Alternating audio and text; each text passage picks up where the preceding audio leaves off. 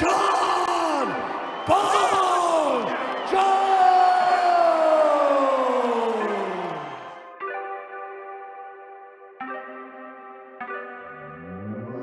Started out with half and I flipped it into double. Started out with half and I flipped it into double. Said I'm again, we gotta go. Take one, then I dash away from Popo.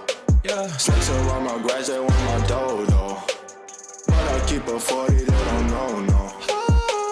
Got the Henny, you get cocoa. Smoke on Reggie, that's a no. I'm very disappointed with all the stuff that's happened to him, obviously, and Steroids, fail. Next time, steroids, fail. You know, this guy's got a lot of demons, man. A lot of demons.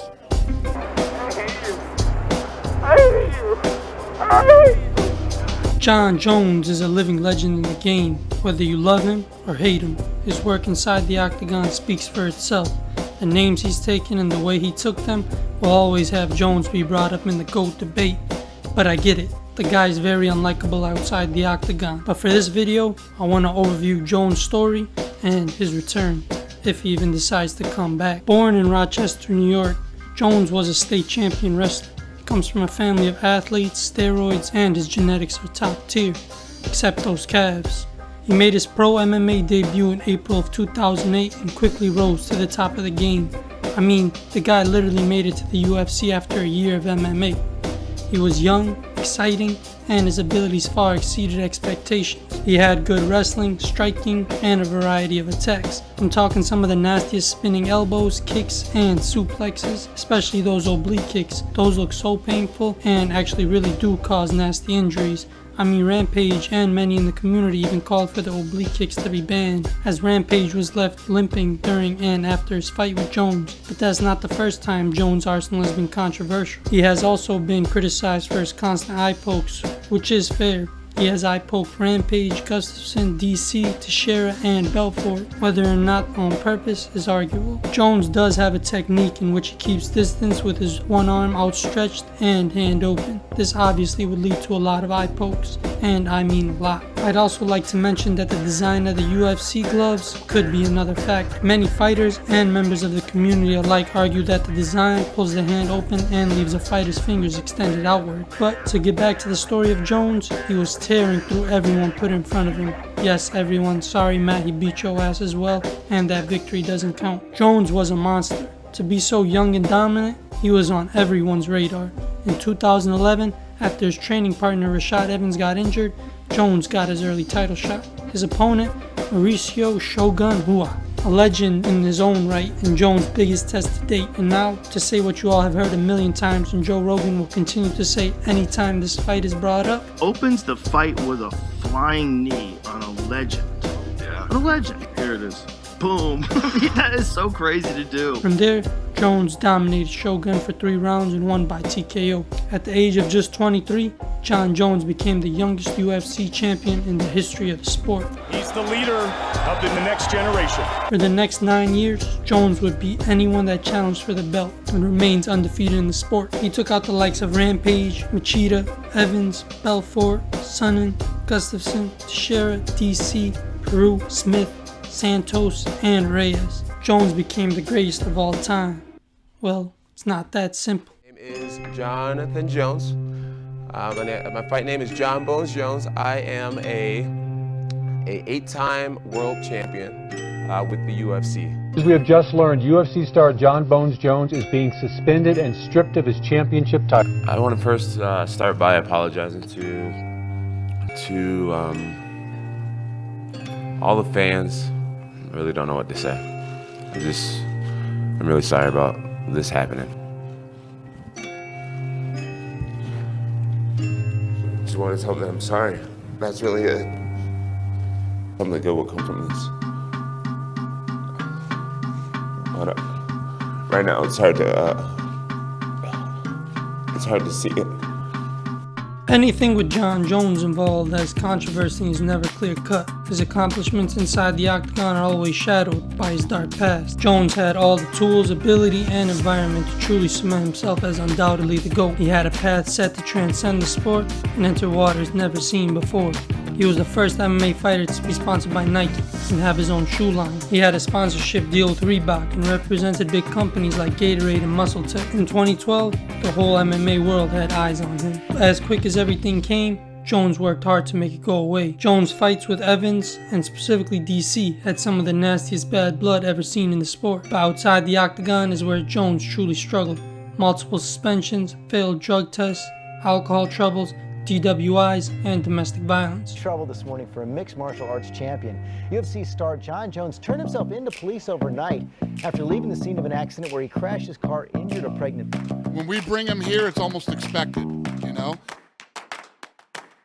In April of 2015, Jon was involved in a hit and run, and there was a nasty story. The dude hit a car with a 25-year-old pregnant woman and ended up breaking her arm. He searched for his weed pipe and then fled the scene. Twice. After everything was said and done, it was honestly hard to tell if he was even sincere about the whole thing. I totally am, yeah. What does it feel like? The aftermath of the accident was career-altering. Jones would be stripped of his title and suspended from the UFC. He would lose sponsorships from Reebok and MuscleTech. He would be reinstated to the UFC in October of 2015, but after a year, the man's demons once again got a hold of him. In November of 2016, Jones would be suspended for a year by USADA after failing a drug test, which he tried to say was from a sexual enhancement pill. Like, dude, you're a 6'4", 225-pound young male and a pro athlete. I'm damn sure you don't need any Cialis. Anyways, Jones would be sidelined again, but returned in July of 2017 where he would KO DC and reclaim the light heavyweight UFC championship. Finally, Jon had overcome his dark past and reclaimed his throne. From here on, it's off to the sunset, right? Nope. Jon Jones tested positive for Turinabol. Jones, who tested positive for a banned substance around. Jon Jones failed a drug test before his fight with Daniel Cormier. The guy doesn't need to do it. He's super talented. Doesn't need to do it. You know, all the time that Jon Jones has sat out, I've said, what could have been? What could have been? What could he have accomplished by now? Where would he be? Once again, Jones' accomplishments inside the cage would be hindered as tests showed he was positive for Turinabol, an anabolic steroid. Jones would be stripped of the title and suspended from the UFC. With another year of his career being thrown away, Jones would return in December of 2018. He'd finally stick around for more than a year this time and had 4 wins, 3 of which were title defenses onto his record. But like I said, anytime Jones is involved, controversy follows. We were informed earlier this week by the United States Anti-Doping Agency, who administers our anti-doping program, that a urine sample collected from Jon Jones on December 9th of this year tested positive. He tested positive again! Can you believe this shit? And they're gonna let him fight. I found out about it from Cormier. Cormier told him, they're gonna move the fight to LA. We're moving it from Las Vegas to the Forum in LA. As far as all the controversy and all the shit that I've got out of, I just try to block it out.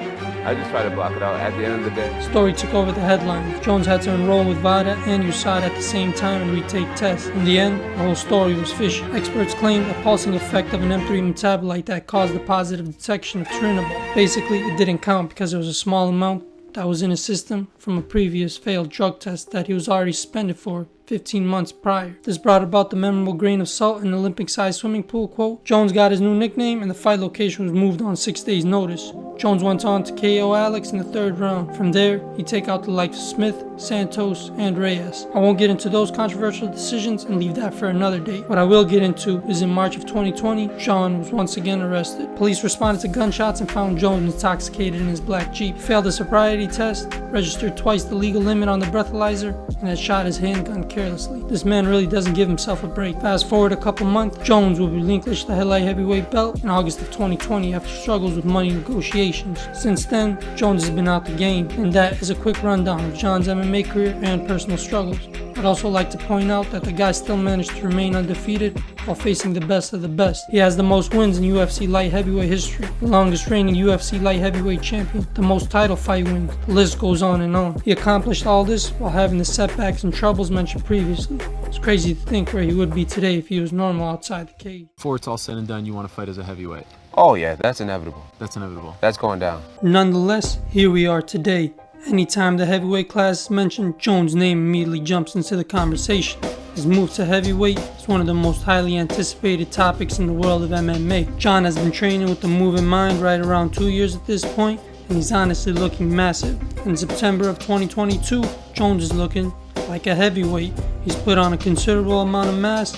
Well, his calves are still tiny and is somehow looking scarier than before. The only question left is, can he get that belt? The current heavyweight rankings are as follows. Francis is the champion, Cyril Gane is #1 contender, Stipe Miocic as the second. Outside of these three, I don't see Jones fighting anyone else. Either wants an immediate title shot or a fight that sets him up for one. And the way that Jones' negotiations with the UFC ended, I feel that he'll be gunning for that title shot. I mean, it's a fair take.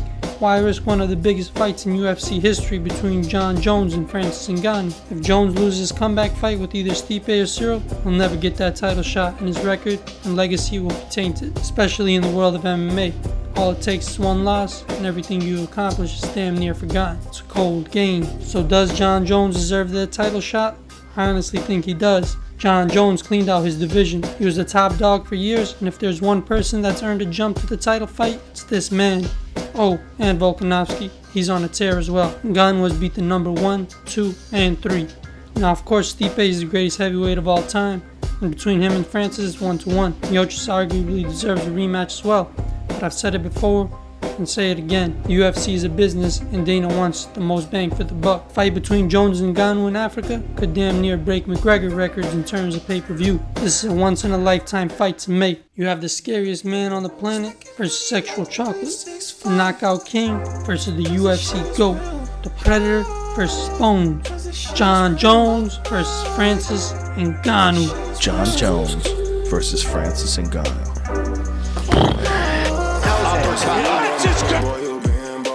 Almost in deep trouble. Wow. Body. Hey, is this cream? I'ma take the team. Like steam. They bringing Francis Ngannou for Kimura. I get to my G.